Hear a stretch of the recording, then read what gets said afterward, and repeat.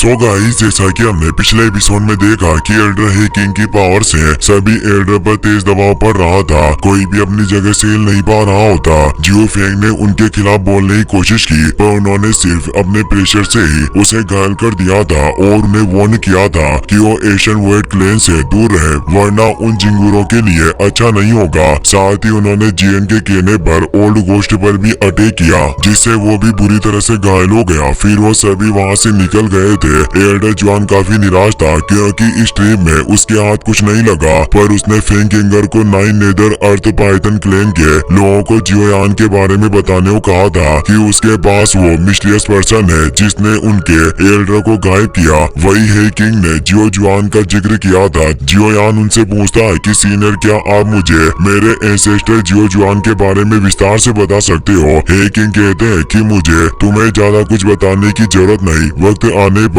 तुम्हें खुद ही उनके बारे में पता चल जाएगा। और वो जियन से कहते हैं कि लिटिल गर्ल, अब तुम्हें मेरे साथ ड्रैगन आइलैंड पर लौटना होगा। जियन अपना मुंह फेर लेती है और कहती है कि मैं वापस नहीं जाऊंगी, वो जगह बिल्कुल भी मजेदार नहीं, ना ही वहाँ कोई मजा है। एल्डर हे किंग कहते हैं कि सीनियर एल्डर का आदेश है, इसीलिए मुझे तुम्हें साथ लेकर चलना ही होगा। मैं इस मामले में कुछ नहीं कर सकता। साथ ही तुमने अभी तक एशियन ड्रैगन क्लेन की विरासत को भी पूरा नहीं किया है, जिससे तुम्हारी पावर नहीं बढ़ी। और अब तुमने ड्रैगन फिनिक्स ओरिजिन फ्रूट को भी हासिल कर लिया है, इसीलिए तुम्हें उस फ्रूट का एजो करने के लिए वापस एशियन वर्ल्ड ड्रैगन क्लेन में लौटना चाहिए। जियन कहती है कि मुझे आपकी कोई बात नहीं सुननी, और वो जियोयान के पीछे जाकर छिप जाती है और उन्हें चिढ़ाने लगती है। एल्डर हे किंग कहते हैं कि तुम अपनी करंट स्ट्रेंथ के साथ जियोयान के साथ रहोगी तो तुम उस पर सिर्फ एक बोझ ही बनोगी। क्या पता एक दिन तुम्हारी वजह से जियोयान की जान मुसीबत में पड़ जाए। इसीलिए एक बार तुम अपनी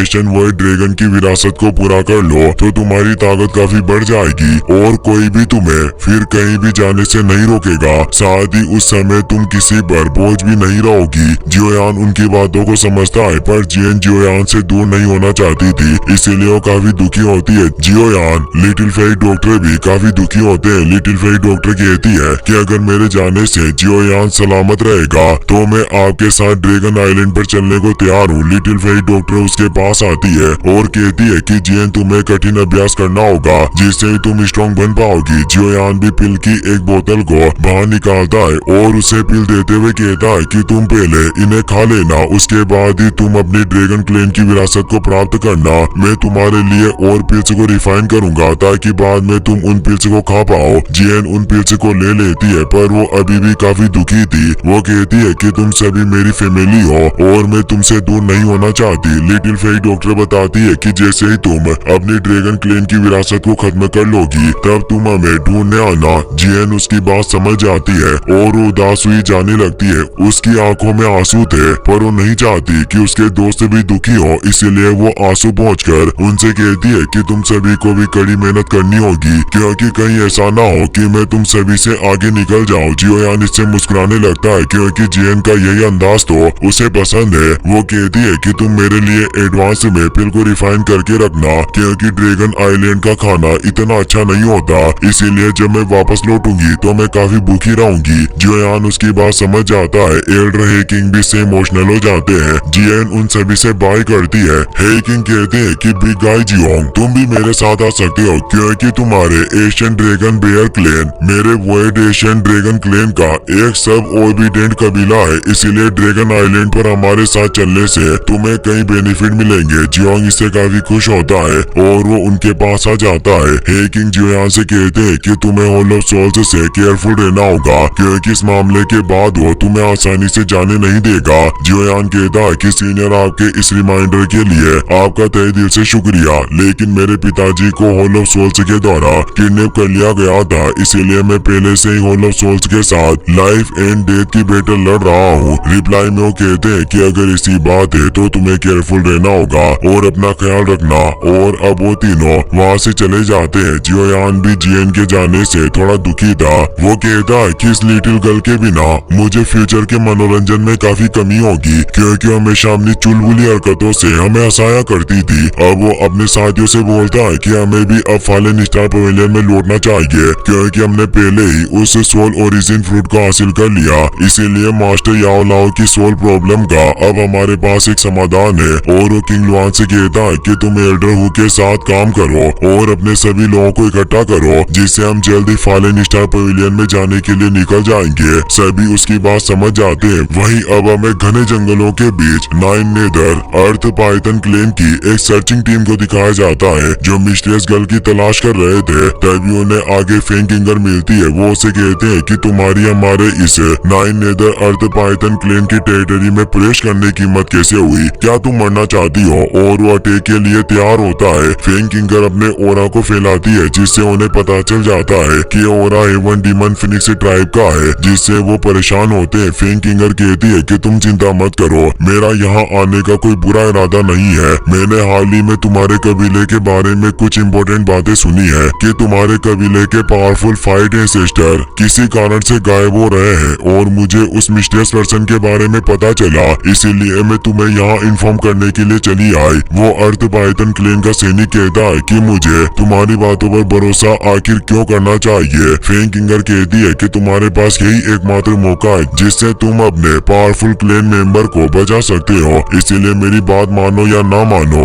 ये तुम पर ही डिपेंड करेगा। जहाँ तक मुझे पता है वो mysterious person falling star pavilion का यंग सेक्टर लीडर जियोयान की एक साथी है। ये कहकर वहाँ से निकल जाती है। वो सभी जियोयान का नाम सुनकर हैरान होते हैं क्योंकि उनकी अभी तक जियोयान से कोई दुश्मनी नहीं थी। वहीं अब हमें फॉलिंग स्टार पवेलियन का सीन दिखाया जाता है जहाँ फेंग जियान याओ लाओ से कहता है कि भाई मैंने कई पुराने ओल्ड मॉन्स्टर से कांटेक्ट किया जिनके साथ हमारे अच्छे रिलेशनशिप है। वो सभी सहमत हो चुके हैं। एक बार तुम अपनी पीक पावर को रिस्टोर कर लो तो वो सभी फॉलिंग स्टार पवेलियन के गेस्ट एल्डर के रूप में शामिल हो जाएंगे। याओ लाओ कहते हैं कि अगर मैं अपनी पीक पावर को रिस्टोर कर सका तो हमारे फॉलिंग स्टार पवेलियन में हॉल ऑफ सोल्स का सामना करने की शक्ति होगी। इस तरह मैं उन्हें सुरक्षा की गारंटी दे सकता हूँ और सभी एल्डर हमारे साथ शामिल हो जाएंगे। फेंग जियान कहते हैं कि जियोयान और उसके साथी कई समय से बिस्ट डोमेन में है, वो जल्दी आने वाले होंगे। मैं इसी बात को लेकर उत्सुक हूँ कि उन्होंने सोल ओरिजिन फ्रूट हासिल किया या नहीं। ऐसा सुना गया है कि इस बार प्राचीन खंडरों में कई सारे स्ट्रॉन्ग मेंबर आए थे जिसमें वो हॉल ऑफ सोल्स के लोग शामिल थे। याओ लाओ कहते हैं कि तुम चिंता मत करो, सब कुछ ठीक होगा। तभी उन्हें जियोयान के ओरा का एहसास होता है जिससे वो खुश होते हैं कि वो वापस लौट आया और वो बाहर आ जाते हैं। बाहर फॉलन स्टार पवेलियन के डिसेबल भी शिप को देखकर खुश हो रहे थे। वो कहते हैं कि यंग पवेलियन मास्टर वापस लौट आए। जियोयान भी किंगलिन और अपने सभी दोस्तों के साथ अपने मास्टर के पास आने लगता है। याओ लाओ कहते हैं कि फाइनली जियोयान सही सलामत वापस लौट आया। वाकई काफी खुशी की बात है। जियोयान अपने मास्टर के पास आ जाता है। वो उन्हें और एल्डर फेंग जियान को रेस्पेक्ट देता है। याओ लाओ से पूछते हैं कि क्या तुम ठीक हो? जियोयान कहता है कि सब कुछ ठीक है, मैं अपने मिशन में फेल नहीं हुआ, मुझे सोल ओरिजिन फ्रूट मिल चुका है। फेंग जियान कहते हैं कि लड़के काफी अच्छा हुआ। अब वो सभी अंदर आ गए जहाँ जियोयान उन्हें सोल ओरिजिन फ्रूट बाहर निकाल कर देता है। उसे देखकर वो दोनों खुश हो जाते हैं क्योंकि वो फ्रूट काफी हाई क्वालिटी का था। याओ लाओ कहते हैं कि ये वाकई एक सोल ओरिजिन फ्रूट है और साथ इसकी क्वालिटी भी सबसे अच्छी है। इससे स्ट्रॉन्गेस्ट मेडिसिनल इफेक्ट होगा क्योंकि गोल्डन ग्रेड का सोल ओरिजिन फ्रूट है। फेंग जियान कहते हैं कि इस गोल्डन ग्रेड के सोल ओरिजिन फ्रूट और जियोयान के पहले दिए हुए जेड स्पीड पावर के 2 टुकड़ों से भाई तुम्हारी सोल एनर्जी का सोर्स जिसे हॉल ऑफ सोल के द्वारा कैद किया गया था उसे पूरी तरीके से भरा जा सकता है। याओ लाओ जियोयान से कहते हैं कि लड़के तुमने मेरे लिए काफी हार्ड वर्क किया, इसीलिए तुम्हारा बहुत बहुत शुक्रिया। साथ ही वो जियोयान के सभी दोस्तों का भी शुक्रिया अदा करते हैं और बताते हैं कि मेरा ये फॉलिंग स्टार पवेलियन आपकी इस काइंडनेस को हमेशा याद रखेगा। लिटिल फेक डॉक्टर उन्हें रेस्पेक्ट देकर बोलती है कि आपको हमारी चापलूसी करने की कोई जरूरत नहीं, हम जियोयान के दोस्त हैं, इसीलिए हम आखिर इस काम में मदद कैसे नहीं करते। एल्डर तियानुओ भी कहते हैं कि ऐसी एक छोटी सी समस्या थी। याओ लाओ बोलते हैं कि जियोयान वाकई काफी भाग्यशाली है जो उसके पास आप जैसे दोस्त है। मैं भी इससे काफी ज्यादा खुश हूँ। और जियोयान से कहते हैं कि अगर उस वक्त तुम्हारे पिता को पता होता कि ये छोटा लड़का आगे चलकर एक इतना पावरफुल व्यक्ति बन जाएगा तो निश्चित रूप से उन्हें तुम पर नाज होता। जियोयान को भी अपने डेट की याद आने लगती है। साथ ही उसे हॉल ऑफ सोल्स पर गुस्सा भी आता है कि उनकी वजह से उसके पिता को बहुत दर्द झेलना पड़ रहा है। वो याओ लाओ से पूछता है कि मास्टर क्या आप जानते हैं कि मेरे पिता को हॉल ऑफ सोल्स के सेंट्रल प्लेन्स की कौन सी ब्रांच में रखा हुआ है? याओ लाओ निराश हुए कहते हैं कि उन्हें सेंट्रल प्लेन्स की किसी भी ब्रांच में नहीं रखा गया, वो किसी दूसरी जगह पर है। जियोयान भी दुखी होता है। याओ लाओ बताते हैं कि कि ऑल ऑफ सोल्स की फाउंडेशन और ताकत इतनी ज्यादा सिंपल नहीं है जिसे सतह से देखा जा सके। ये ऑल ऑफ सोल्स जितना ऊपर से दिखता है उससे ज्यादा इसकी जड़ें जमीन से मजबूत है। जियोयान पूछता है कि मास्टर आप कहना क्या चाहते हो,